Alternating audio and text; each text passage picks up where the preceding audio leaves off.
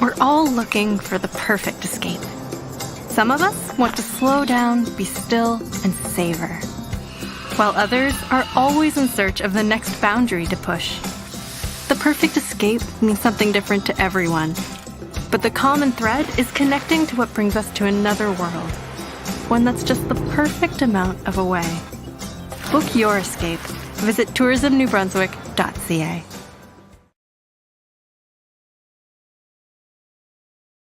The new 7.4 medium cranking rod from Duckett Fishing that we designed, it's one of those rods that if you're out there and you're throwing a deep chatterbait, you're throwing a crankbait, you're throwing a rattle trap, you're throwing whatever it may be that you're making long cast with, but you want that flexibility, you want that bend in it, but still give you the backbone, because when those fish come up and jump, they're gonna throw. They're gonna try to throw a heavy bait, crankbait, whatever bait you're throwing, they wanna throw it. So the bend in the rod, the medium action at the very tip of this thing, it's unbelievable. It allows those fish to shake, but still stay hooked up. So check out the new Chris Lane 7.4 medium cranking rod from Duckett Fishing.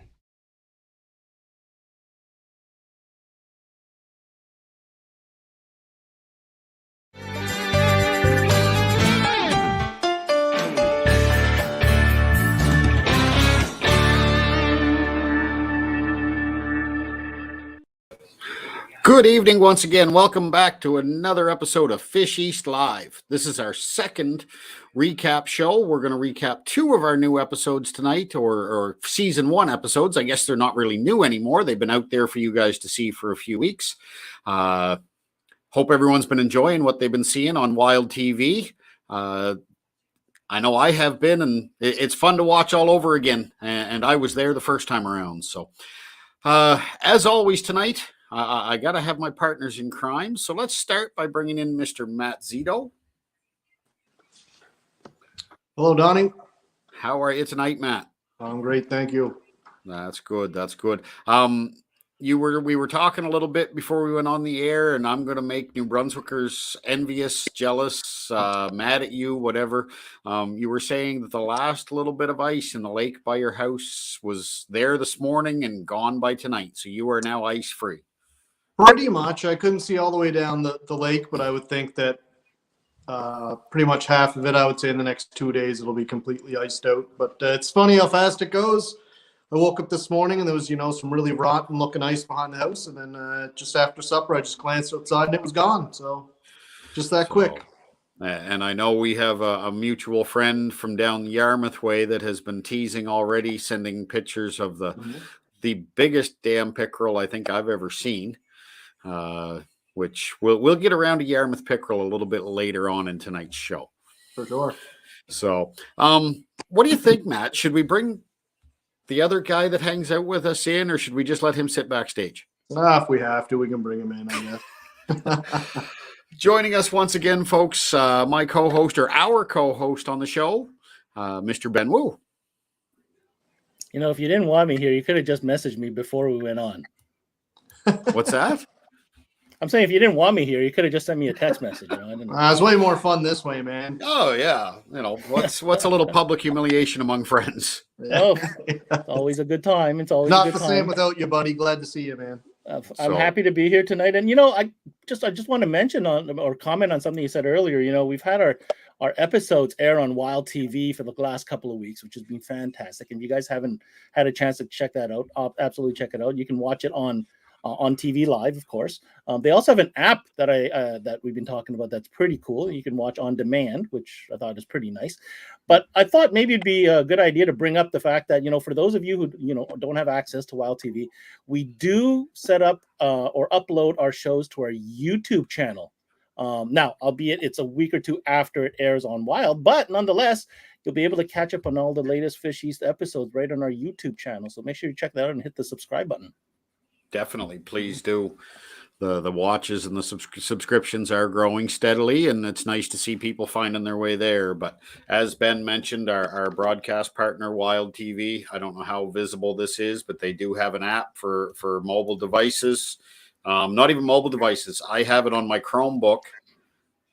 But, here we are, Fish East, right next door to our Duckett family member, Mr. Italo, with his Canadian sport fishing show. But all the episodes of Fish East that have aired so far are there.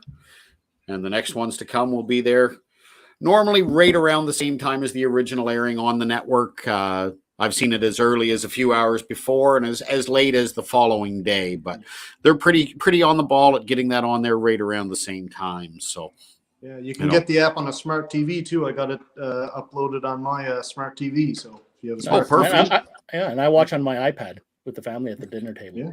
Yeah, so, good. Really cool. So, all the way around. So the one thing I will say I found out is you cannot do it on the Xbox. That was I found that out. Is that a thing? Watching videos on an Xbox? I didn't even know.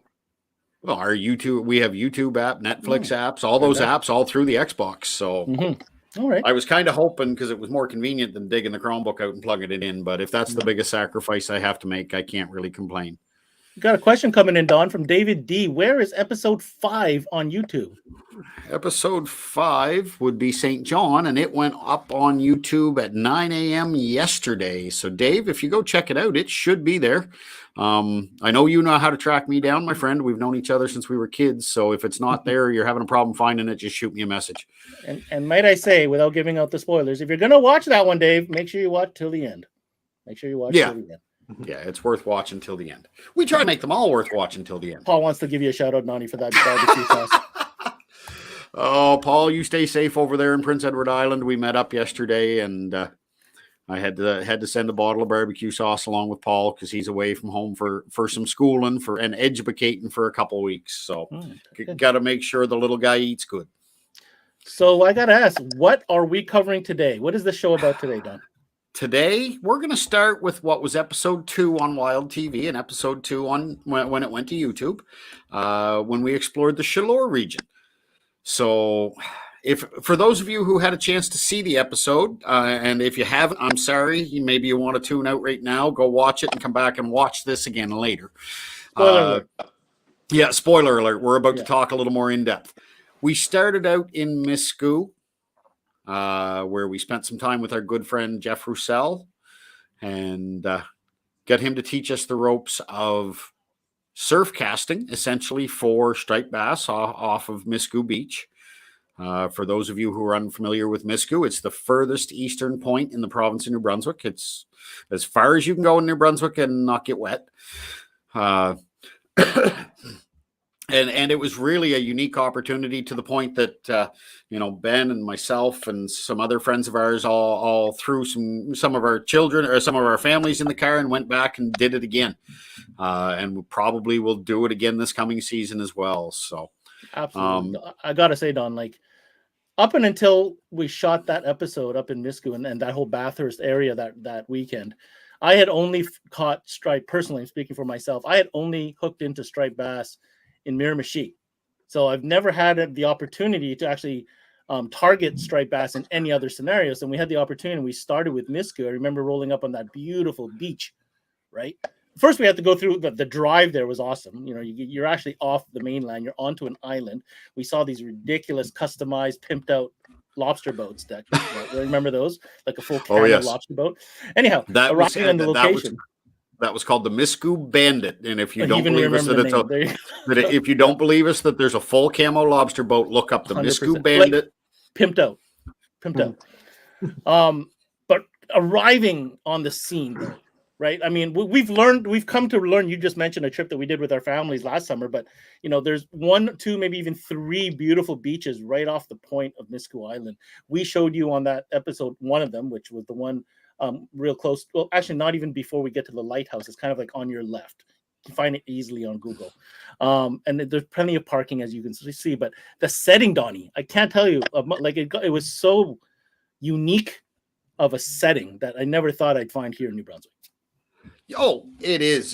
And Matt, I really hope sometime you get a chance to come up and do that with us, because it is one of the most. And I mean, normally, and coming from a background of bass tournament fishing, it's constant cast and wind. Like you can never rest for a second because you're always looking for that next bite.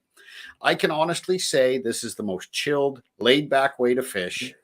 You You got that 9 or 10-foot rod. You drive a 3-ounce weight or whatever you're throwing and drive it as far out into the surf as you can. Set your bail, put it in a rod holder, and go crack a beer and wait for the rod to go off. I was just gonna say that is part of that experience. You know, we would never tell people to get on a boat and crack a beer and go fishing. But if you're on the beach, you know what I mean, with family, I'm not sure how much of that we showed, but we had a full like shore lunch, right? The guys like Jeff and his crew made like these awesome mussels, right? And he even brought a whole selection of micro. Well, I don't remember the brewery. Do you remember the brewery? I probably would screw up the pronunciation of it. Our guest might be able to help us though. Maybe he'll know. But anyhow, we had some nice micro beers to go with those mussels, and it was just amazing. Yeah, no, it really was a unique experience. And I mean, we could talk about it all day, but you know, it's really long rods, relatively heavy weights, some cut bait, and some good friends. No, that's it.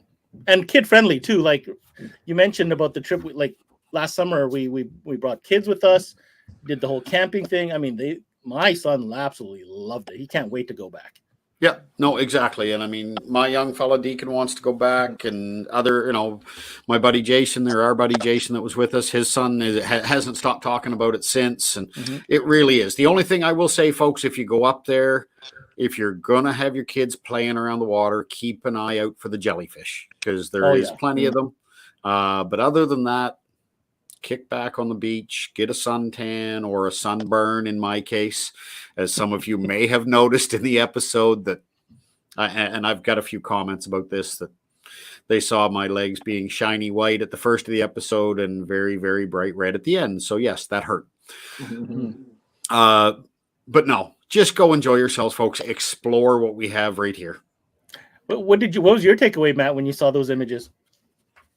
I mean, it's very similar. It looked visually similar to a lot of the places that we can fish up here. We do very similar fishing up here, you know, in the Bay of Fundy or the Shubenacadie or Stewiacke when the season allows it, you know, with the cut bait. And you're right, it is super relaxing. It's super chill. You know, it's a good place to bring a bunch of people who might be new to fishing, or, you know, your kids or whatnot. But I don't think I fished off a beach that nice though. It looked really nice. So it's definitely on the list. And I think that's not the Bay of Fundy, right? That's what they call the Chaleur Bay, or in French, Le Bay de Chaleur. So that's the bay that's like nestled on northeastern New Brunswick and also borders Quebec. You can actually see right, Donnie, Quebec on the other side of the bay from the beach. So is that the same regs as like the Northumberland Strait with like the barbless circle hook and correct? Yes, all that. Yep. So so you got the slot size, right? If you were going to keep one. Yeah, exactly. And that is the other thing, folks. And Matt, I'm glad you mentioned the barbless circle hooks and stuff. Anytime you travel, whether it's to the Chaleur region or anywhere else, know your regulations. Don't go out for an enjoyable fish with your family and cost yourself your boat, your gear, your car, your paycheck because you didn't take 10 minutes to read some regulations.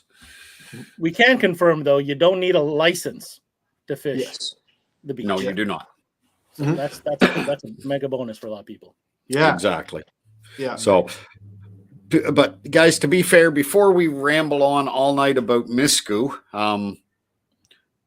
that was only part of that episode.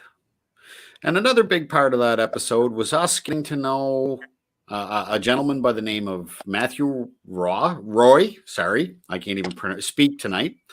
And his guides at Bass Attack Fishing. And you want to talk about a unique experience for targeting striped bass. Kayak. Yeah, I had never fished from a kayak. I actually had never sat. I did a lot of canoeing when I was younger. Had never actually sat in a kayak until the day this episode was filmed. You popped a lot of cherries that weekend. I'm just saying, right? Like there was a lot of firsts. It was an experience. It definitely was. But yeah, so Matt's waiting in the background. So why don't we bring him on? Hello. Hey there, guys. How are you? Good, Matt. How are you? Very good, thanks. So we have Matt and Matt. So I apologize in advance if this gets a little confusing, but we'll make it work. We'll just call Szeto. Very So, good. okay, that works. Yeah. So Matt, first off, thank you for guiding us and taking us out and showing us a little bit about your region, your neck of the woods, and what it is you and your crew at Bass Attack Fishing do. But for those who maybe haven't had a chance to see the episode or maybe want to know a little more about what you do with Bass Attack Fishing, why don't you just give us a little background on yourself and your business? Yeah, well, for sure. And to start off, I want to thank you guys for coming up to the region and showing it off so well and having me on here tonight to talk about it again. But yeah, no, our background here is, we want to combine passions that we had, myself and a couple of good friends, of being kayaking and fishing itself.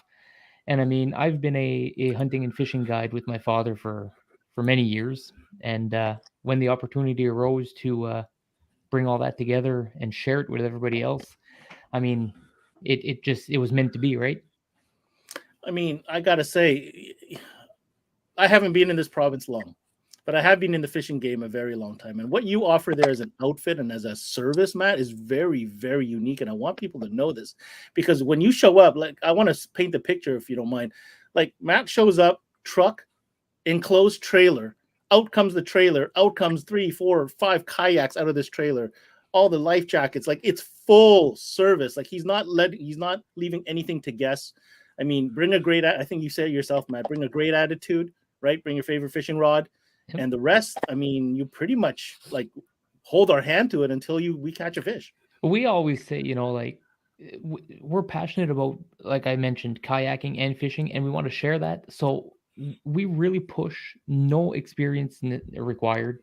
If you've never fished, that's fine. If you've never kayaked, that's fine. If you did one or the other but never combined them, that's fine. We supply everything, like you mentioned: kayak, life jacket, fishing rods, baits, lures, everything. And there's always a guide out there with you, whether it be myself or some of the other ones that you guys met. We're never leaving you there alone, and we're there to guide you and share our knowledge and the passion and the excitement of the whole kayak fishing adventure. Szeto, you weren't there, but you have to understand, we are fishing the bay that leads into the city of Bathurst. So this is saltwater, 100%. We are in the ocean, right? Yeah. And there is a tide, obviously, as you know, that comes in and out of this ocean. And at high tide, that water is moving. It starts moving quick. Yeah. And it's important what Matt said there. He's not sending you out into this saltwater bay for you to float and come see me at 5 when you're done. No, you'd end up in Miscou. Oh, you're going to end up in Miscou. Him and his guides are right there with you, giving you pointers and, being aware of the environment and the constantly changing environment as well. At the end of our shoot, you might have noticed that the weather kind of, started to change a little bit. Called it. That's it. Let's go in just from a safety perspective. So I think those are just these things that we, happen behind the scenes that I really wanted to express today on today's show. Yeah. Yeah, I really do, commend Matt for the way he does things. And, he offers a service that, you said, you mentioned that the first of the day, Ben, when he rolls up with the truck and the trailer and pulls out the kayaks and all the gear. But then Matt also offers a service at the end of the day, which we didn't take advantage of because we were still going to be up there for a while longer. But if you catch a fish that's inside that retainable slot limit, and you decide you want to take some meat home for the table, and you're new to fishing, you don't know how to clean and process a striper, Matt will do it for you. It's cleaned, it's processed, and I believe you said you even vacuum seal it and everything right on the spot, Matt. That's right. I've added that in there for exactly that reason. Some people, like we mentioned before being on air, they're a little nervous about that, new experiences, not being sure of themselves and not want to butcher it or waste it, or, just don't necessarily have the equipment to do it. Like you mentioned, without good equipment on there, you're going to make either a mess or you're going to waste a lot. And it's just something very simple for me to do that just adds that little bit of a, touch. And don't get me wrong, I 100% promote catch and release to keep this beautiful species in our waters for longer. But it is always your choice to keep them if they're in legal limit, right?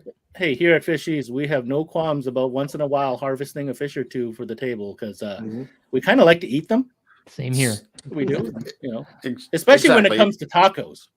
Yes, sir. You ever do fish tacos with those stripers, Matt? I have done it. I have done them grilled. So you take the fillet and grill it instead of the deep fry. The healthy way. The healthy way. Yeah. And then, of course, the patented crispy fish style. There they are. Boom. There you go. Yeah, I've done them that way too. They're both equally delicious. I mean, striped bass is just a good eating fish. I don't think you can. Yeah. You don't have to do much to it. 100%. Okay. I mean, there are days, Matthew, that I'm sure in that bay, you get on them. You get on them good, right? I mean, you're not gonna keep. You know what I mean? You keep one, keep two, whatever. That's right.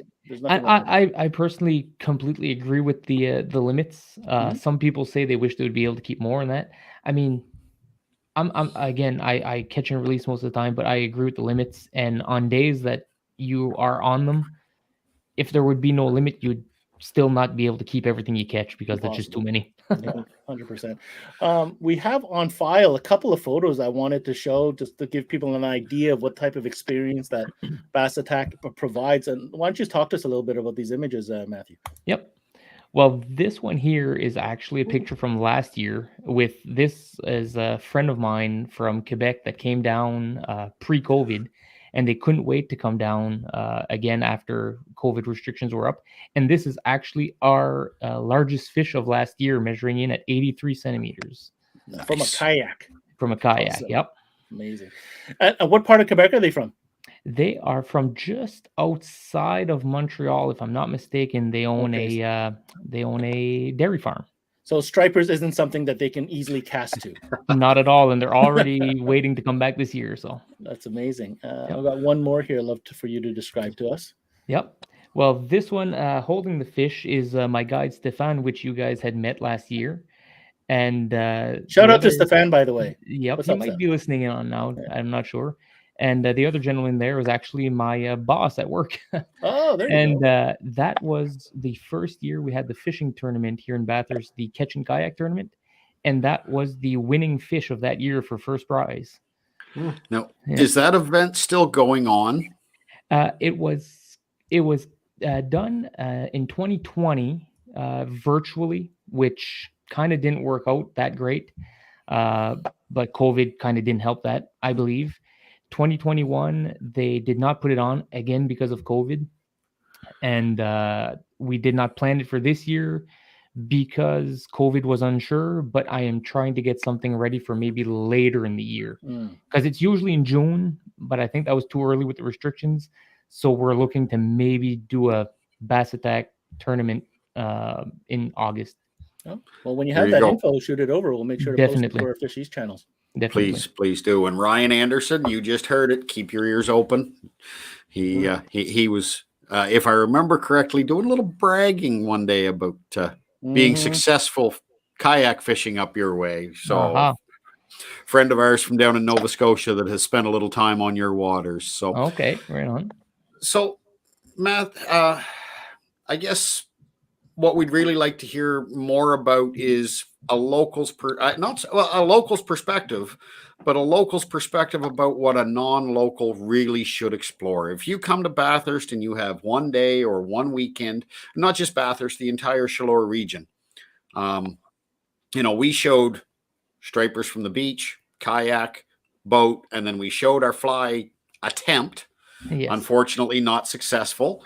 But what can people expect? Is there any other things they should try from a fishing perspective? What should they do? Well, of course, I mean, everything striper-wise here in town can be done, like you mentioned, boat, kayak with myself, shore, fly fishing. That's fine for saltwater stripers. Like you mentioned, it's a great option because you do not need a fishing permit, right? Which, I mean, tourist-wise, out of province, is a great way to do it. But we all know that up this way, we have the beautiful Nipisiguit River. If you want to get any kind of salmon fishing in, that's great. How is the salmon run in there? Talk to us about that a little bit. It's really good, but what's been happening lately is high temperatures, no rain. So it ends up shutting down, and you can only fish very limited hours or time periods.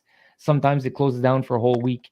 But the salmon numbers are there. I was out on the river quite a bit last year and saw great numbers. I'm sure it's on a little bit of a decline from 10, 15 years ago, as probably most of them are. But I mean, you can still get out there and see some nice salmon, hook up on some nice salmon. So definitely that's an option. Unfortunately, in the northern part of the province, we're not as lucky as the southern part with species of fish. But if you want to do native brook trout, I mean, you can pick up any brook up here and catch some nice native brook trout, which I mean, I love doing myself on a nice 2-weight fly rod. It makes these things feel like monsters, right? And it's just, that to me is just as enjoyable as catching a 30-inch striper out on a kayak. So that's definitely one part. All of these activities, like we were mentioning a while ago, family oriented. I mean, I bring out kids 8, 9, 10 years old on the kayaks. It's all possible there as well. Now, Bathurst, you guys were here. You know where the beach was. Dude, you know where everything was. I just gotta say, like, what I don't know if we communicated this properly enough on the show, Donnie, but like everything is so close. That's right. Like where the launch is compared to where we walked onto the beach, the fly fish compared to where we were going with the boat. Like it's all just right there. You know what I mean? Like you can see the city right there. You can. I mean, I've had people not necessarily fishing, but take their kayaks in the bay right where we were, and get off, dock it, and walk across the street and go straight to the local brewery and sit down, have a couple of beers and some snacks, get back on the kayaks and take off. I mean, everything's super close. Campground super close to the beach. We have a beautiful beach, like you mentioned. It's just a great place. Lots of things to do. Family oriented a lot. And definitely anybody that's down here, if you're into outdoor stuff, you got to hit the Nipisiguit Micmac Trail. Oh, the trail. Yeah. Cool. Hey, do you have sea runs as well there for trout? Yes, we do. That's actually going to be one of the first ones coming up as soon as the ice can. You were talking about the ice being out, and I still got about 6-7 feet of snow and about 20 inches of ice here on the bay. That's not even close yet. So. Okay, so there's sea run. Yes. You got the. What is the best time in your opinion for the salmon? Well, salmon, I've always been lucky. End of June, beginning of July is when, but I mean, I've already went out in August and had success as well, but that's hit or miss depending on rain, depending on high temperatures. I mean, and then the fall run for salmon is great as well. So very, very cool. Yep. I want to direct this question. I'm hoping that Matt might know, because I'm not familiar with this, but we got a Claudzin asking, can you catch near the Jacket River? Yes. Of course, anywhere on the shore. If you're fishing saltwater, tidal water on shore, you will be able to catch anywhere right across to Quebec on the New Richmond side, on everything. You will definitely get some there. So there's stripers right up along that entire coast. As a rule of thumb, when the spawn happens in Miramichi, 14 days after they're in Bathurst, and it never missed yet. And then they keep moving up the coast from there. Okay. Road 14 days. That's where they go. Go up. They leave there and they cross all the way up here. They hit Miscou about a week after, and they hit here about a week after Miscou. And they stay there all year. And I got them here all year. Last year, I caught the first one May 31st, and I caught the last one on September 28th.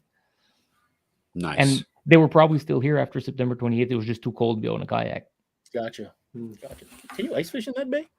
Yes, but there's only smelts, which we do fish a lot. Who doesn't? You're in New Brunswick. Yeah. Everybody fishes smelt. That's right.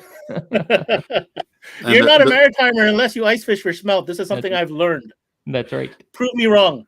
Prove me wrong, you guys. If anybody, you were absolutely correct. Yeah. They're still fishing them out here today. Oh, I bet. You're not doing it down here. No. So, before we let Matt go, there's one more thing I want to touch on that one episode. You guys saw us, well, Donnie and I, beautiful scenery. I mean, some of the best footage we've caught from a cinematic point of view. Us casting those flies, those streamers, out, like we look like we are like 3 football fields out into the ocean. That's what it looks like, right? You saw the images. Talk to us a little bit about that bite, because that I think could interest a lot of people. Now, and it's funny you say that. This year was the past year, 2021 was actually the year I had the most interest in fly fishing. I was sought at being like kind of crazy, standing there on the side of the beach, flicking a fly rod because I was for a long time the only guy doing it here on the beach. Now, that's a whole other experience. I mean, you were there, you saw us doing it. You're casting these things out. You're stripping double these lines. stripping with double hand. That's it. You're stripping this line in as fast as it, and I mean, if you've already hooked onto a striper, you know how aggressive that thing is when it hits. So imagine it hitting your fly while you're not even holding onto your rod, right? You're not even holding onto your rod. So it's kind of, but anyway, but you got an armpit, hook set. Yeah, exactly. And I mean, it's very unique. I love to show this to people that on the flats here in Bathurst, I mean, on the side of Yohal Beach, it's like you said, scenery wise, it's great. The experience wise is great. And I mean, anybody that wants to try it that has never tried it, it's definitely a perfect place to do it. It's ideal with wind and everything. It's just an ideal place to try that out if you've never done it. And what would you recommend? Like, obviously, we were constrained to the time that we were filming and so on and so forth. But if you had to choose the perfect scenario, what would that be? Time of year, wind, and tide. I would always say, an eastern wind for sure. Last of the falling tide, first of the rising tide would be my ideal. Probably about 2 hours of the last 2 hours of the falling, first 2 hours of the rising. Watch yourself, make sure you can get back to shore before it gets too high. Swimming. And time of year, again, here in Bathurst, it's from June to September. I've caught them that entire time. And oddly enough, though, one thing I will mention, a little choppy water is better for the fly because I feel like the fish aren't seeing you and they get a little bit closer. Well, it's crystal clear water too. Holy cow. You saw on the drone footage. I mean, if there was a fish in front of us, we would have caught it on the drone. Yep. For sure. Without a doubt. So I think we need, to do a Matt and Matt fly fishing swap. Yeah, I would love to see Matthew Roy go down to Stuyak with us. Listen, I was just thinking, I was like, you got a trailer with 4 kayaks, buddy. I got a spot for you. There you go. I got a spot for you. Listen, I've actually been thinking about doing that. I'm too nervous to do it. I have to plan it out, but I want to get a striper in a kayak on the Stuyak, but I'm scared to death of it. You should be. They're 45 inches. Yeah, I know. I've seen people doing it. I've seen people paddling up there. I've never seen anyone hooked into one, but I think I got to figure out a way. I think you almost need a boat. You need a boat there with you. I don't think. Well, I'm up for a challenge anytime. Yeah, listen. I'm just not an experienced kayaker. I mean, but I would love to see somebody do it. It would be incredible if you could figure it out. I'll tell you that. I don't know if Paul or any of the other guys who fish reversing falls are watching right now. But there was a gentleman. I see Renee's name pop up here. I know Renee would have crossed paths with John Cale on many, many occasions. But this man has fished reversing falls in a homemade kayak. Oh, my God. That's a bit insane. So Matthew, have you ever seen what reversing falls looks like in person? Yes. Okay, it's downright scary. Yes. Like, I don't know how to explain it other than petrifying. But wait, I just want to catch up on a couple of things because there are a lot of things coming in here. Claudine just wanted to say thank you. Great having family coming up from North Carolina and wants to see some unguided for my cousin fish. That's awesome. Good luck with that. Renee Peltier, very good multi-species angler here. I like the unique challenges of fishing the tournaments in Bathurst because you have to deal with the tides, the wind, and the structure. Then he goes on to say, if you catch a striper between netting it and taking a picture, the tide has already moved you a mile away. LOL. 100% right. Yeah, you want to be a whole lot more proficient and physically fit kayaker than than I was when I jumped in that kayak up there. Or an anchor for that kayak. I don't know if that's a thing, but anchoring in our tidal waters, that's actually a good point. If anybody is going to come up here and do it, I don't personally do it myself, and I won't do it for any of the clients as well, just for the simple fact that there is a danger in there with a lot of boat traffic going by. Mm. And Yeah, 'cause you're in the channel. mixed in with the tides, I strongly do not recommend that. Very much. Oh. It's You're not getting like a shout out lake. here, Matthew. Kevin Livy says, "Great job, Matt. You rock." Right on. Apparently. Thanks, bud. And confirmation from Renee. John has caught some big fish at the falls. Yes, he has. He definitely has. So, Matt, before we move on, because we do have to discuss 2 episodes instead of just one. I'm really starting to think we should have scheduled these to do one at a time, but it is what it is. Is there anything else you want to let folks know? How's your availability looking for 2022? How to contact you? All that good stuff. Well, best way to contact is again Facebook or by phone number, which is on my Facebook. Call, text. Availability. I mean, I always, like I mentioned, I try to stay open. I don't take many reservations too long in advance because weather is my killer. So a week ahead of time is usually lots for coming out on an outing with us. I'm hoping that the season's going to be great now that the COVID restrictions are lifted. I hope to see a lot of New Brunswickers, explore New Brunswick for once. We're all guilty of not doing that enough, I think. But I think your show is definitely going to help that out. And I want to thank you guys again for having me on the TV show, and hope to see you guys up this way again. And you're always welcome. Man, I'll take that invite. I want to mention a couple shout outs, Donnie. We're on this topic for the Chaleur show. Tourism Chaleur certainly helped us out. So shout out to the folks at Tourism Chaleur. And Jeff Roussel and his gang for showing us Miscou, and you and your gang. The last question there, what kind of group maximum are we looking at to hire you for a day? On a short notice, you want to come out fishing now, I can bring out 4 people. That's short notice. All right. If you're planning, you want to bring out, I don't know, your workplace is doing something and you're doing a team building exercise or whatever, and you want to bring out more than that, I have access to more kayaks. My guides have their own kayaks and that. 10 is my max. 10 is 10's a busy day. 10's a busy day. 10's a busy day. 10's a lot of fish. Yeah.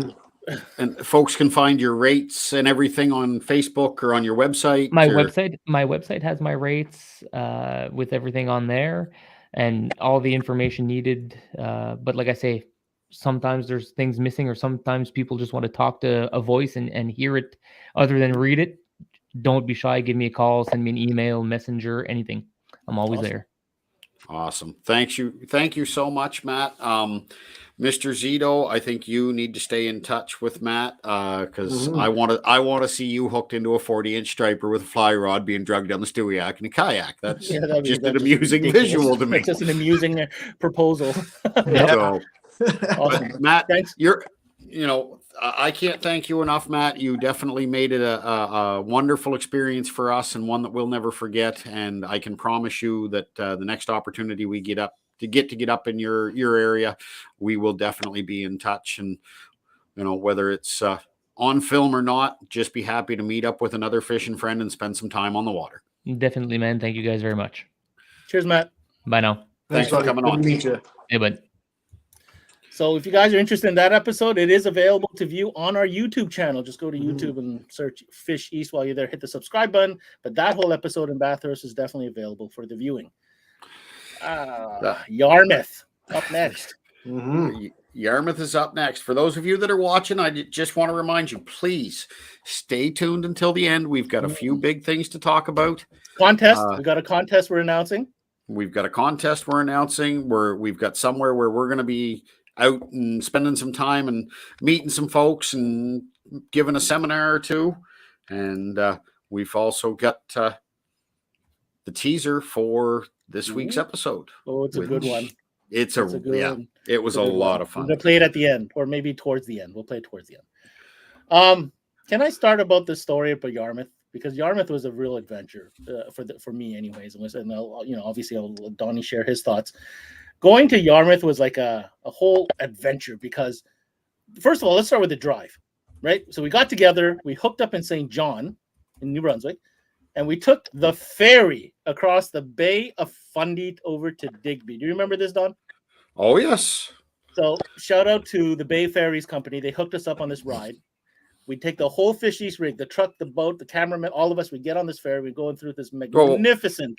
Hang on. What's up? You mentioned the word cameraman. Yes. And I have to point this out. Can you stand up just a little hell bit? Yeah, look at that. Yeah, buddy. You buddy. Shout out to Mitch. our cameraman, Mitch Knowles. I'm in the outdoors. Get yourself one. That's amazing. Shut up. So sorry, I had to do that. Yeah. So we trek across on this giant ferry, right, across the Bay of Fundy, and we land on the other side in Digby. And then we get to Digby, and what's the first thing I'm thinking about when I hear the word Digby, Matt? Scallops. Scallops, of course. We're already Googling where we're going to get our scallops and all that stuff. So anyways, we make our way, we turn right, we head towards Yarmouth. What a unique place with a unique accent to boot, to go with it. It was a very, very, very interesting experience. But when we got to these lakes, we went up for this little pre-fish that you guys didn't see on film. We're too itchy. You remember that? We got there, we went into, we actually bumped into our friend Justin Hines. He was kayaking. And he's like, yo, you guys in town, you should check out. It's on fire. I'm like killing it here on this local lake. So we go to this local lake, and like everybody, I don't know why the people say, yo, Nova Scotia's got small fish. Yeah, there's a lot of lakes with small bass in it. Yes. But there's also lakes with big bass in it and big chain pickerel. Mm-hmm. My first fish in Yarmouth was a 4-pound smallie. My first fish. Like, I was like, okay, we're here. You remember that, Don? Oh, I do. And there is so many lakes. I mean, if you go to Google Maps and you go to the Yarmouth area, and you just start cruising around and look at how many different lakes there are. And yes, some of them accessibility is not perfect, but there are a lot of them you can get a boat into. And hey, unless you're trespassing and having to cross private property on foot, there's hardly anything you can't get a kayak into. 100%. And I could see why kayaking would be very popular in the area, because there's just so many lakes, right, that you can go to. Yeah. But all that to say, when we finally hooked up with Matt, we put a game plan together. And Matt, I want to hear, like, what was your expectation? Like, obviously a little bit of pressure on your shoulders. Here comes the crew. We're spending all this time coming to your neck of the woods. So get us into your mindset heading into that weekend. Well, I mean, obviously I was looking forward to getting down there, for one, because I had actually, and this is partly plays into the nervousness, I had never really fished in Yarmouth. I had only ever heard, seen pictures. I knew the record pickerels caught there. I hear all these people talking about the big bass down there, but never actually fished there myself. But, fairly confident. I can do a lot of pickerel fishing, obviously, just out in the backyard here. So I figured, it can't be that much different. So I was excited, but kind of nervous. So, you're always nervous going to a lake you don't know. You're going to have to try to figure it out probably. And I know Reynolds is a fairly big lake. I looked at it on the map. I was like, okay, well, we'll figure it out. But when we got on the first thing I noticed when we kind of got off and on our way, there wasn't a lot of weed cover there in Reynolds Lake. Not a lot, not of what I was used to, like big lily pad patches, thick weed lines. So when I kind of was looking around and we couldn't find the weeds, the first thing in my head was, well, there's game plan A. Like plan A is gone. Literally, like scratch it off the chalkboard, because whatever small weed clumps we could find, it was like, this isn't happening. No, and I knew just by looking at it, I was like, that's not pickerel weeds. It's too sparse. That's not where they're at. So that was kind of nerve-wracking in the beginning, but then we obviously figured it out.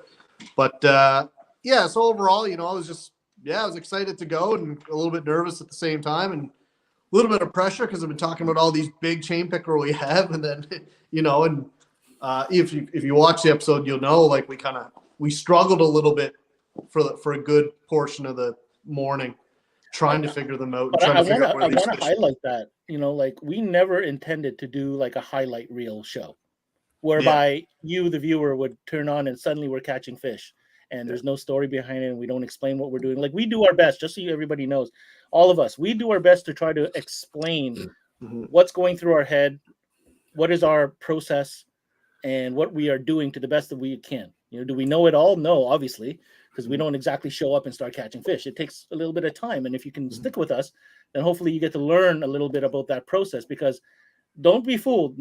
I'm going to say what, guy, maybe you guys will agree. I think you will. 8 times out of 10, we're fishing areas and bodies of water we've never been on to target whatever it is we're doing. Right? We're not fishing that. See, and I hear this a lot and I know this could segue into another conversation, but yes, you guys can catch bigger pickerel than us, for example, on any given Sunday. But we're trying to put on a show in areas that, aren't necessarily our comfort zone. But in the interest of showing everybody what's out there, we're going to be that guinea pig, right? And go out there and put ourselves, our skills to the test, and hopefully come up with something. And then I think that was a perfect episode that showcased that. You're right, man. I'm happy that you mentioned we struggled. We did. We were catching little guys. I'm like, oh my God, we know there's bigger fish than this here. Yeah. There was a lot of brainstorming and a lot of knowledge shared trying to figure it out. And what do you think the game-changing moment was? In your opinion, on that show? Well, I mean, I think there's two. There's two. There's definitely two. One, I'll mention the first one first. If spoiler if you haven't watched it.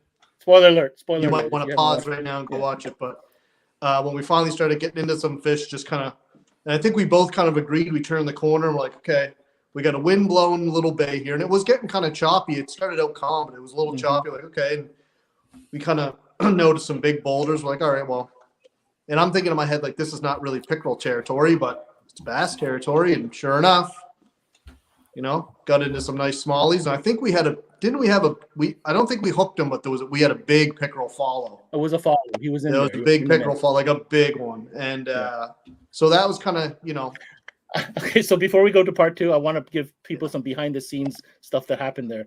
So in the show, we find that boulder area that Matt's referring to. We start hooking into some bigger smallies. Like the biggest smallies we found that day were in those boulders.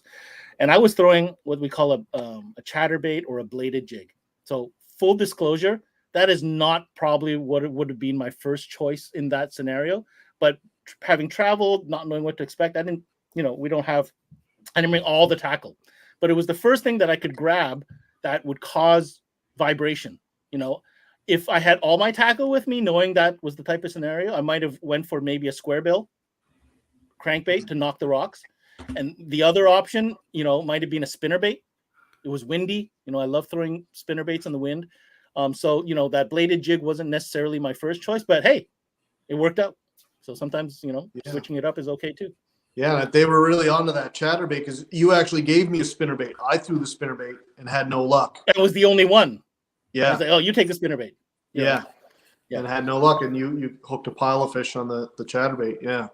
Yeah. Yeah. So and then and then the second big find, I guess I don't know the proper wording for it, but it was definitely, I remember thinking in my head when you mentioned it. So basically, we had left this boulder area, like, okay, let's move out. We had kind of overstayed our welcome, so we start going a little deeper, and then we're getting, it was 40 feet. We started getting into about 40 feet. 42. We start marking some fish, and I'm thinking in my head, I'm like, no way 40 feet. Like, because I mean, from my experience, and maybe I should start doing it more, I've never really fished for pickerel beyond 15, 20. Ice fishing a little bit deeper, but like summertime, like that time of year, usually like kind of inshore, off structure.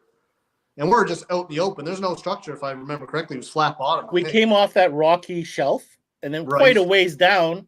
Yeah. And yeah, it wasn't really close. I mean, we're coming kind of off a hump, a little bit offshore, a little bit. Yeah. And then it kind of dipped down into that 42. Yeah. So Ben says, let's start drop shotting. I'm thinking in my head, like, no, let's not bother. Let's keep looking. And sure enough, down, and I don't think you got the pickerel right away. It was white perch. It was a white perch first.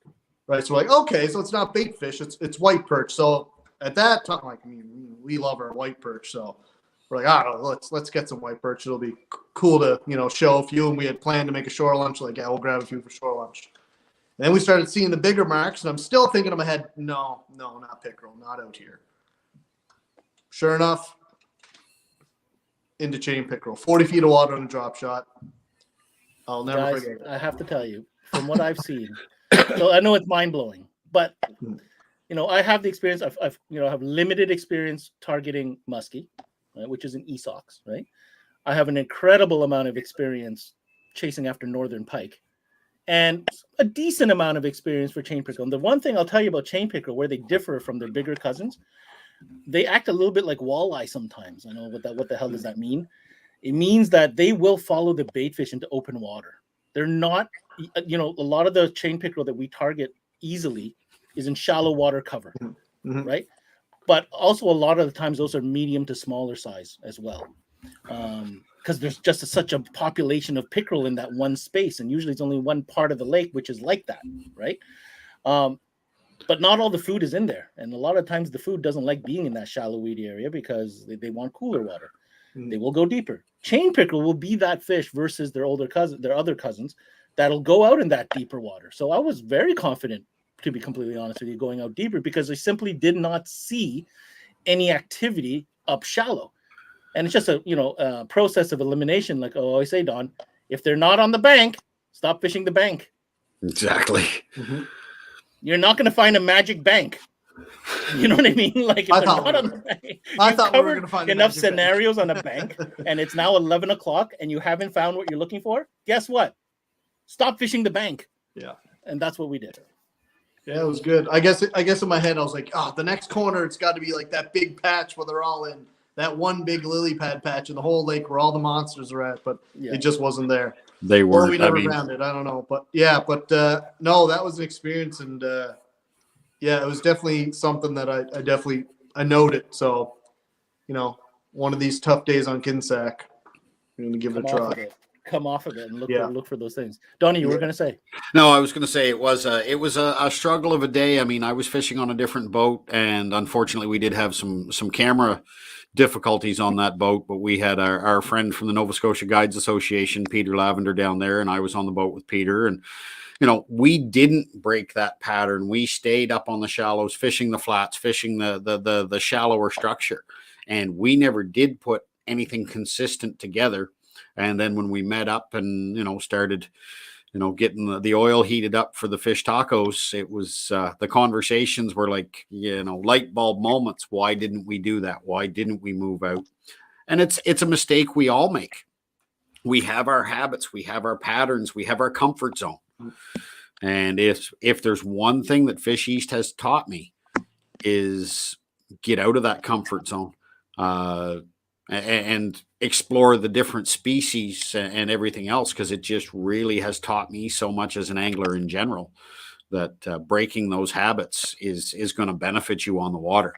And the more you're comfortable with that, the more fun it becomes, because now it's like you build these catalogs of scenarios that you've experienced and you apply them when you recognize the scenario repeat itself. And that doesn't matter what species or what body of water you're in. We're talking about scenarios at large, right? And that's just going to make you a better multi-species, multi-technique type of angler. I just want to go back on a couple of comments that came through, if that's okay. So Claudine Philippe, once again asking, hey, are you guys going to be at the Moncton Fish Show? Donnie. Yes, we are. That's one of the things I was going to talk about towards the end of the show. But since Claudine brings it up, stop by and see us. We're going to be hanging out with our friends from Long Lake Adventures. Shout out Clay and Tanya. Shout out to Clay and Tanya and Steve and all their crew up there at Long Lake. Probably just itching to get the ice out and get the warmer weather here and get chasing those monster New Brunswick lake trout. I know there may be salmon, brook trout. Yeah, I know there may be some White people fish. that are saying, no, they're not monsters compared to what I can get in northern this place or whatever. Dude, they're quality fish. Yep. So yeah, we're going to be hanging out at the boat show. We're going to be spending a little time on the seminar stage and hanging out. Spending time with Clay and Tanya and the crew from Long Lake. I think we're going to have one presentation per day on the stage. That was my understanding. I actually have to reach out to the show organizer tomorrow and just nail some stuff down, but we definitely will be there. Come meet and greet. We might have some swag for sale. If you guys want some fishy swag, we might have a couple things left. If you guys want to get yourself some of that. We're there pretty much all 3 days. What are the dates of the show? Let the good people listening know. You had to ask that question. I believe it's the 7th, 8th, and 9th, or 8th, 9th, and 10th of April. Give me just half a second. 8th, 9th, and 10th of April at the Moncton Coliseum. There you go. Let's go back to a couple things here. We got the Angry Angler. Well, you mad, buddy? But he wants to chase HRM wild. Are there wild brookies in the HRM, Mr. Szeto? Sure are. You have to work for it. You're not. There's not too many places where you're going to step out of a car and get them, or not any amounts of them. But you got to bushwhack a bit. They're there. Yeah, they're there. Okay. I'm not spilling my secrets, but they're there. All right. They're there. So, wait, one more thing. He says we need to chase some pickerel in Lake Micmac. Don't know Lake Micmac. Do tell. Does that say something to you, Mark? I've only fished it once. Is that not the one right in Dartmouth? Yeah. Yeah, they do bass tournaments. Bass tournaments on it, right beside the highway, basically. Yeah. And there's that lake has actually been iced out now for probably a week. People have been fishing it and catching lots of chains out of it. Whoa. Yeah. Okay. So, there's a little bit of a current in that lake, right? Because it goes under the highway there into Lake Bannock. So it breaks up pretty quick, and there's been some nice pickerel being caught out of it. Yeah, I fished it only once. I did get a couple nice pickerel myself. Are they Kinsack pickerel though? The ones I got were pretty slinky looking, like pretty thin. Okay. Now I did see someone recently on social media post one from there, and it was impressive. It was thick, yes, thick fish, but. No, I got to rep my fish, man. Kinsack's got the biggest ones. I don't know. I'm going to go for Shorts. Shorts Lake got some chunk picks in it. I haven't spent much time in Shorts Lake. Okay. If you're going to try and claim the chunkiest pickerel, Ben, I sent you some pictures here just a few minutes ago. If you have access, you can pull that up from Messenger. Our buddy Justin Hines on the lake that you mentioned. You got a nice one. Yeah, the lake that you mentioned being the one that we did a little pre-fish on before we filmed in Yarmouth, the one where we never turned the cameras on. And this, folks, is a 2022 open water fish. 2022. Caught this week, basically. This is this year's fish. So I don't know how quick you can pull that up. I see Nate. There you go. If you want to zoom in on that, folks, that fish is 28 inches all day long without the tail pinched. Yeah. Look at the head on that thing. Tail. Look at the mouth on that thing. The mouth is literally the size of Justin's hand there. Yeah. That's a scary predator there. Look at that. You do not want to get your hand in that mouth. Anything over a 27 is a trophy pickerel, right? So that's what I have to. So to see a 28 and it's like 20, still ice out here. Yeah, 26 and up is you're doing well. Yeah, you're doing well. You're doing really well. Yeah. So couple other comments here. So Nate Desone wants to chime in. HRM landlocks. Don't know what you're talking about. Last but not least, we got Pete Davison asking a question. 20 years ago, I had friends in Yarmouth who targeted bluefish. Yes. Is this still a thing? Yes. So from what I have been told, it's not an every year thing. It kind of comes in cycles. I was actually down in Yarmouth with my buddy Tim Myers. They were actually doing some filming down there, and this past summer, and one of the gentlemen we had taken us around, showing us, I asked him that question, and he said it's like every 6 to 8 years they'll just show up, and only if the conditions are right. Mm-hmm. I think someone can correct me if I'm wrong. Well, our boy Justin's chiming in saying bluefish are a hit and miss thing depending on the year. Yeah, and it's basically like they're there. You've got to get out on the water because they could be gone at any moment. I think we're kind of like at the limits of where they'll migrate to. Mm-hmm. So, Lake Paul, Kings County, huge pickerel. You know about that one, Matt? I've heard of it. Never fished it. Here's what I got to say, Bonnie. I got to say this. There are some darn giants in Nova Scotia when it comes to pickerel. We've talked about this before, and this is no disrespect to my local NB chain pickerels. I'm convinced it's not even the same DNA because, come on, man, like they look like they're on steroids compared to the ones we have here. Yeah, and there's got no shortage of bait fish or feed or whatever. No, I don't think it's the same fish. No. That'd be interesting. To the point. They don't even physically look the same. Sample and get it tested. Yeah, maybe. It would be. Maybe it's like the difference between a landlocked salmon and a true Atlantic salmon. Genetically, DNA-wise, they're the same. We know they're not the same. Yeah. But they are genetically the same, if you know what I mean. So, since we were going through some viewer comments and stuff, Matt, Oscar's throwing down the gauntlet here. Oh. He wants a cook-off. This is twice tonight he has mentioned this. Oh, you're getting called out, Szeto. Sure, let's do it. Let's do it. Sharpen your knives, Oscar. Oh, this is a good one, man. I mean, he's professional. He's got the restaurant and everything up Shadiac Way. Oh, he does? Oh yeah. Oh, yeah. You'll be driving right by him when you come meet me up in the She. I changed my mind. I declined. No. Oh. God, we got a lot of comments. I'm just a little bum home cook here. I don't have training. No, you know what you're doing. So we'll grade on a curve. Hey, Ben and I'll judge. We'll grade on a curve. Hey, we're good at that. We can exactly. Fish eats, baby. Just want to go back here. So Justin Hines was commenting he couldn't believe where that 4-pound smallie we're talking about, where he caught. So yeah, neither could I, but there it was. We were talking about the weeds, Matt, and what Justin's saying, the weeds are actually disappearing year by year, sadly. So that's a thing. That's interesting you said that, because I think I had this conversation with you about Kinsack. One of the places I really like to fish last summer had almost zero weeds in it anymore.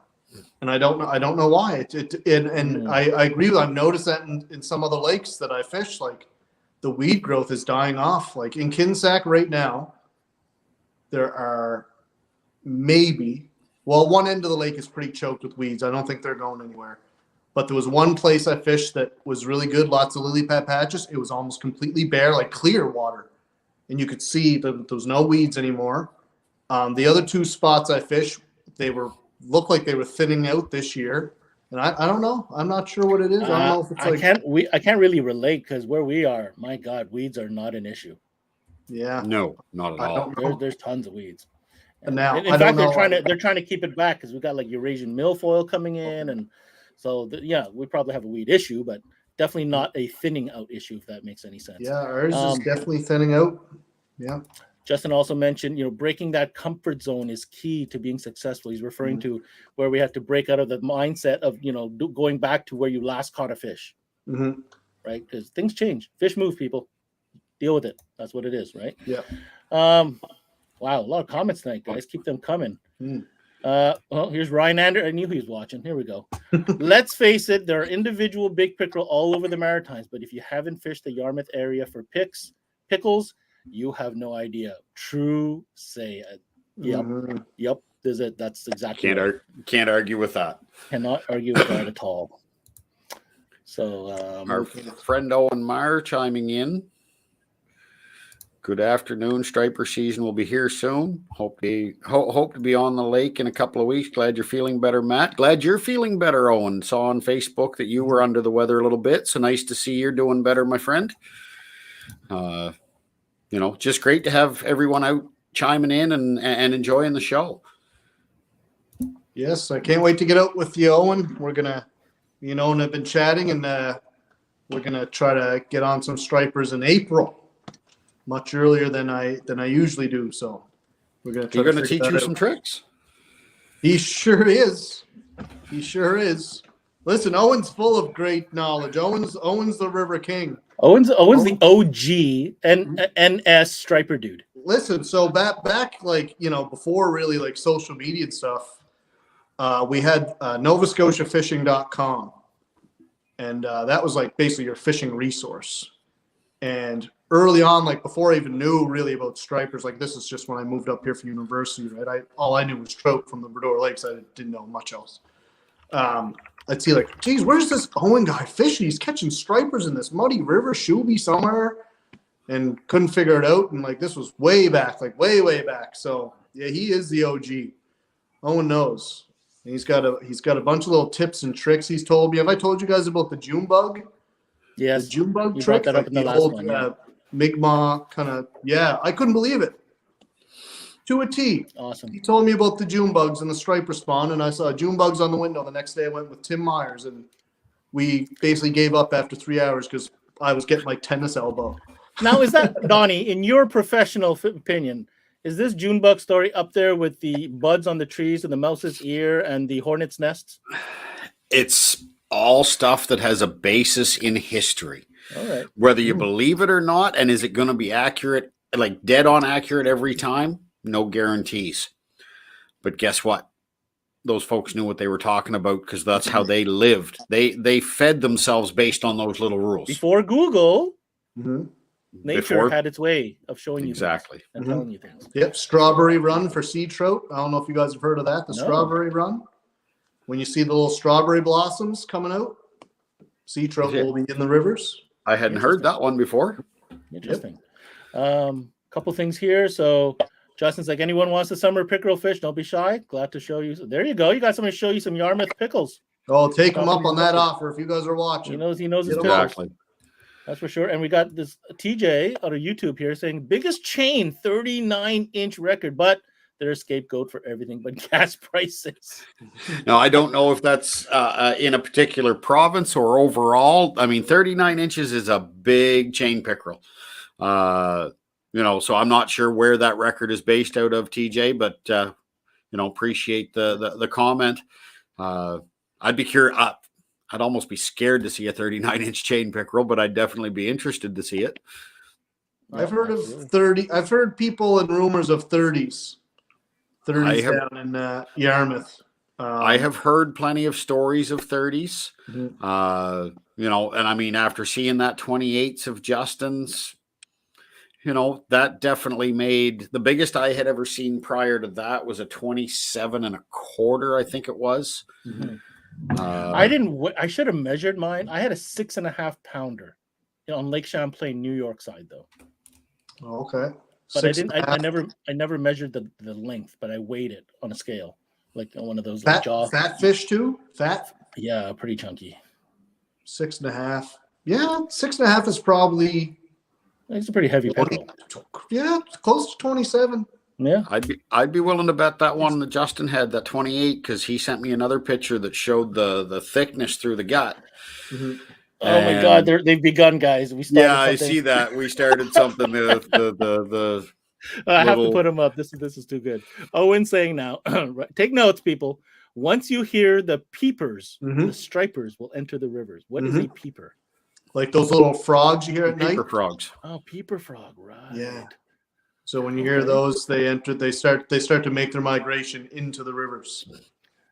We got Rathburn. He has to put his hat in the ring here. The time to chase trout is when the leaves on the alders, the size of mouse's ear. Yeah, I had made reference to that earlier. Yep. No, I never heard that. I've actually heard what? Man, No. I've been told that. I can't tell you how many times. Wow. Absolutely. Okay. Yep. It has to be not bigger, not smaller, the size of a mouse's ear. It's Okay. Yeah.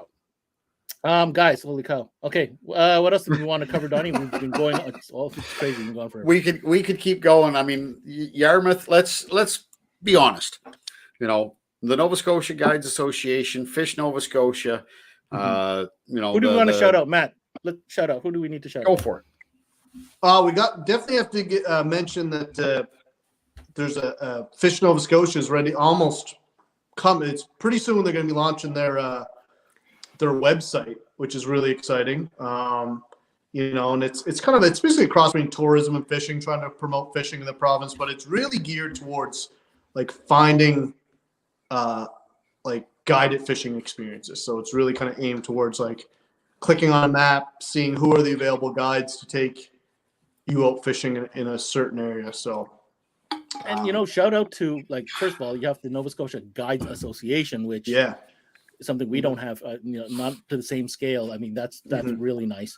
And working in tandem with Fish Nova Scotia to kind of bring that experience, bring that resource to enthusiasts, I think is phenomenal. And it's because of these two organizations that even gave us the opportunity to step foot there and be able to capture the footage that we did together. So big shout out to those guys. I know we want to shout out to Yarmouth and Acadian Shores Tourism. They helped us out a lot, getting us out there to film that show. I had mentioned earlier Bay Ferries to give us the ride across the Bay of Fundy. Folks, you know. I gotta throw this out there. People talk about the price of the ferry crossing from St. John to Digby or Digby to St. John and say, oh, it's expensive. Look at the price of gas. It's going to save you 6 hours driving and a ton of gas in your own vehicle. Jump on that ferry and make that crossing and enjoy your time in Nova Scotia. And literally get off the ferry and enjoy you some fresh Digby scallops. Yeah. Oh yes. Like literally right there. It's amazing. Yeah. All kinds of fresh seafood, scallops, fresh clams, lobster. Well, the fish and poutine, chips if we you've had never at the had dinner lobster plate. poutine. You missed that, Matt. We had a ridiculously delicious meal. Yeah. So, dinner plate. The dinner plate in Yarmouth. Awesome fish and chips place in Yarmouth. And if we're going to mention, we should also mention Pabino seafood up in Bathurst. Pabino That Falls. was amazing as well. Both really good. Which, Okay. if you guys want to watch those reviews, check out our YouTube channel. We review both of those in our Fish Eats series of fish and chips. Yeah. And for those who have asked, there is a few more of those still to come. We're just kind of making you wait a little bit. Yeah, we got this TV show we want you to watch first. So, all right, we're at the end here, Donnie. What other? Yes, Jeff, I said scallops. What other announcement do we have to make here, Don? Well, we got a few. I guess we want to flip a coin. We've already mentioned that we're going to be at the Moncton Boat Show. So come down. We're going to be hanging out with fishing. Come talk fishing. We're going to be hanging out with our friends from Long Lake Adventures. Showing off some awesome ducket fishing products. Come see us. Seminars. Yeah, some seminars. Come see us. Spend some time with us. It's the first one, and 3 years. The last two have been canceled because of this this pandemic that's been going around. That we're finally getting to feel like we're getting our head above water again. So let's enjoy it and spend some time with some fishing friends. So come see us in Moncton. Our next live recap, we're going to be reviewing the Fredericton and St. John episodes. So we did some multi-species fishing in Fredericton, smallmouth bass, sturgeon, and then we moved upriver from Fredericton just a little bit for a little white perch fest on the Mactaquac Arm. And then the St. John episode, which once again, multi-species all the way. Bass, pickerel, perch, trout, maybe an appearance of something a little bigger. If you haven't seen the episode, I'm not going to give that away just yet because that is our newest one on our YouTube channel. That's our newest one on the YouTube channel. Sure, yeah. So I'm not going to give that little teaser away just yet, but so that'll be our next live coming up here in a couple weeks. I also we're going to try and put together a special live. If you were following along here a couple of weeks ago, we had a couple good friends that made the drive down to South Carolina for the Bassmaster Classic. And they were down there flying the Fish East flag with media credentials. And there they are, unbeknownst to them at the time, hanging out with the soon-to-be Bassmaster Classic champion, Jason Christie. So we're going to try and set up a show here in the not-too-distant future where we can get Bruce and Gavin on. I know Bruce took time off work for the trip, and Gavin had time off school, so I don't want to interfere with them too much, but we're going to have them on real soon to talk about their adventures in South Carolina. And they got to meet on media day. They spent time with Jason Christie. They spent time with our friend Gussie, Chris and Corey Johnston, Scott Martin, a list of others. I don't want to spoil it all at once. And, they had a great time. So we're looking forward to having them on. We got two more things to talk about. One of them is we wanted to premiere our all new teaser video for this week's brand new show going on Wild TV. And then when you watch it, we'll come back from that, talk about that real quick. And then I think Donnie's got a contest he wants to announce. So why don't we start with that, guys? Here we are. This is the preview teaser for this week's brand new Fish East episode. Check it out. In the heart of the St. John River Valley, you will find the towns of Nackwick and Woodstock. From monster smallmouth to magnificent river monsters, join us as we continue our New Brunswick adventure on an all-new episode of Fish East, only on Wild TV. Buddy! I don't know if that glitched on anyone else's feed or not, but I saw some big fish there. I saw a big smallie. I saw a big muskie too, but that's smallie. That wasn't a Nova Scotia smallie. That was not a Nova Scotia. So break it down for you what you're going to expect on this one show. This show is kind of split half between the Nakowick area, where we had our good friend Jeff Wilson from the Striper Cup, who happens to live in the area. So he went out with us for some fall smallie action. And then Donnie and I decided to go upriver a little bit to Woodstock and just, well, for short, lack of a better term, just crushed giant smallies. Ridiculous. Probably the biggest of the season. And then we finish off with our good friend Marlon Prince, St. Johnny Esox, muskie guide from Fredericton, shows us the ropes real quick one day on Woodstock. And as you can see, yeah, he knows what he's talking about. So we'll leave it at that. That airs this Thursday at 7:30 ADT on Wild TV. Yeah, that really was a lot of fun to put that episode. They were all fun, let's be honest. So come on, boys, more fishing talk, less food talk. All I want is scallops now. Sorry, Dan. Yeah. Sorry, not sorry. So yes, Thursday night, Wild TV, 7:30 Atlantic. Tune in and check out the episode. We call it "Don't Forget to Look Up River." So you're upriver from the Mactaquac Dam. We have the Nakowick area and the Woodstock area, both. So, excuse me. And the last thing we need to talk about tonight, so we can wind this down, is a contest. When we first launched on Wild TV, we had an opportunity to give everybody a free 30-day trial. All you had to do was follow or go through an email address and you get a free 30-day trial of the Wild app. This is great for folks who do not have Wild on a cable network, a satellite network, because let's face it, a lot of people have moved away from traditional cable and satellite and going to streaming services. So now we're going to run a contest and give away 2 one-year subscriptions to the Wild TV app. So we're going to run this contest for the next 2 weeks. It's going to be, keep an eye out on the Fish East Facebook page. You'll see a post go up tomorrow, and it's going to be a like, comment, or like, tag, and share. You're going to like our page. You're going to like the Wild TV page. You're going to share the post, and you're going to tag a couple friends. That's it. Click, type, done.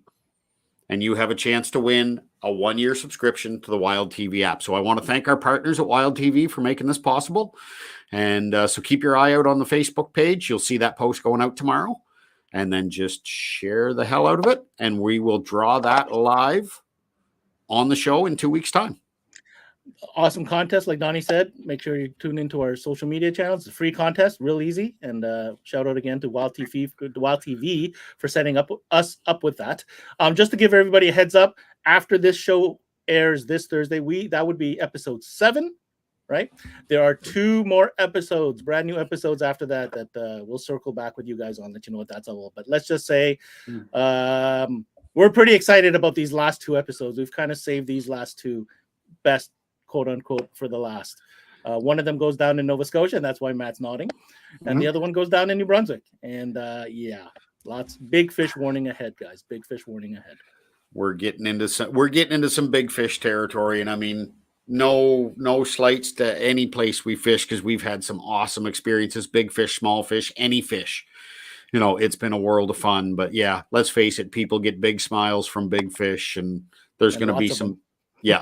and there's some big smiles to be had in the next few weeks. So until then, folks, keep an eye on Wild TV. Keep an eye on Fish East YouTube. Like Ben said earlier, go over, check out the previous episodes. Don't forget to click that subscribe button. And we'll see you back here in 2 weeks' time. Ben, Matt, a pleasure as always.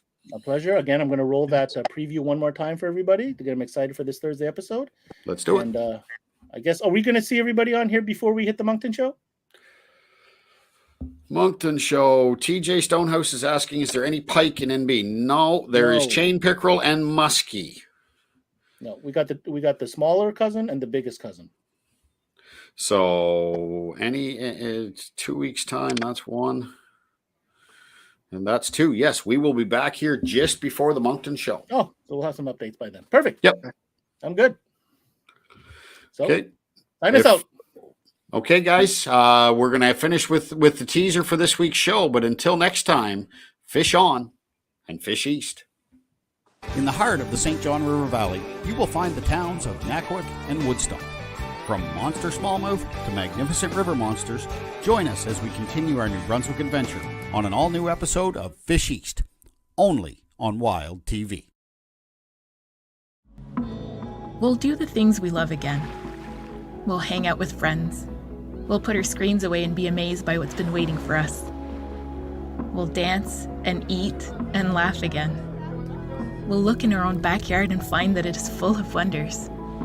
There will be adventures and art. We will stand in the sunshine and we will be free. Where will you go first?